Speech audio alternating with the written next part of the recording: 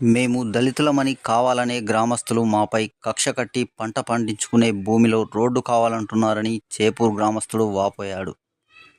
నిజామాబాద్ జిల్లా చేపూర్ గ్రామానికి చెందిన సారంగి విజయ్ తన భార్యతో కలిసి ఆర్మూర్ పట్టణంలోని ప్రెస్ క్లబ్లో విలేకరుల సమావేశం నిర్వహించారు. చేపూర్లోని తనకు చెందిన పట్టా భూమిని రోడ్డు కావాలని గ్రామస్తులు తనపై కక్ష కట్టారని అన్నారు. వైకుంఠ ధామానికి గ్రామ దేవతలకు వెళ్లేందుకు 40 ఫీట్ల రోడ్డు ఉండగా కావాలని తన భూమిని లాక్కోవాలని ఇబ్బంది పెడుతున్నారని అన్నారు. నా భూమికి సంబంధించిన పట్టా ఉందని అధికారులు సైతం ధృవీకరించారని చెప్పారు. అయితే గ్రామస్తులంతా కూర్చొని తనను పిలవకుండానే తనను గ్రామ బహిష్కరణ చేసినట్లు ఆయన తెలిపారు. నా పేరు సారంగి విజయ్.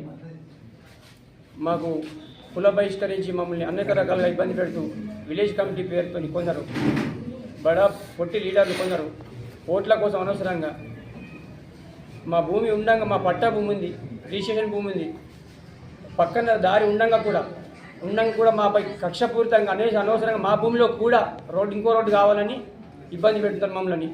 అలా రోడ్డు లేదు, ఏమీ లేదు. అనవసరంగా మాపై కక్ష కట్టడానికి ఇలా మమ్మల్ని ఇబ్బంది పెడుతున్నారు.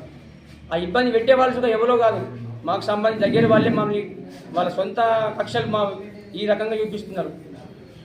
ఎంఆర్ఓ గారు, ఆర్డీఓ గారు, కలెక్టర్ గారు కూడా మాకు స్పందించి మా సైడ్ న్యాయం చేస్తున్నారు. కాకపోతే వాళ్ళని డైరెక్ట్గా ఇబ్బంది చేయలేకుండా మెల్లగా నాంచడం వల్లనే వీళ్ళు రెచ్చిపోతున్నారు. మీరు ఏ రోజు ఏం చూపించమన్నా మేము రెడీ ఉన్నాం. అక్కడక్కడ వేరుగా మాట్లాడే వాళ్ళు ఎవరైనా మమ్మల్ని ప్రశ్నించే వాళ్ళు రండి, డైరెక్ట్గా ప్రెస్ల ముందే మాట్లాడడం. మీ వాదన మీరు వినిపించి మా వాదన మేము వినిపిస్తాం.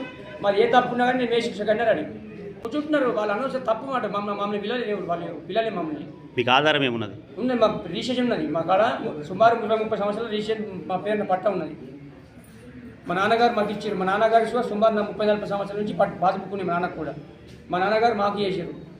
మాకు కూడా ఇప్పుడు ఆల్రెడీ ఇప్పుడు చూపిస్తున్నా మాకు అక్కడ ఉన్నది ఆల్రెడీ.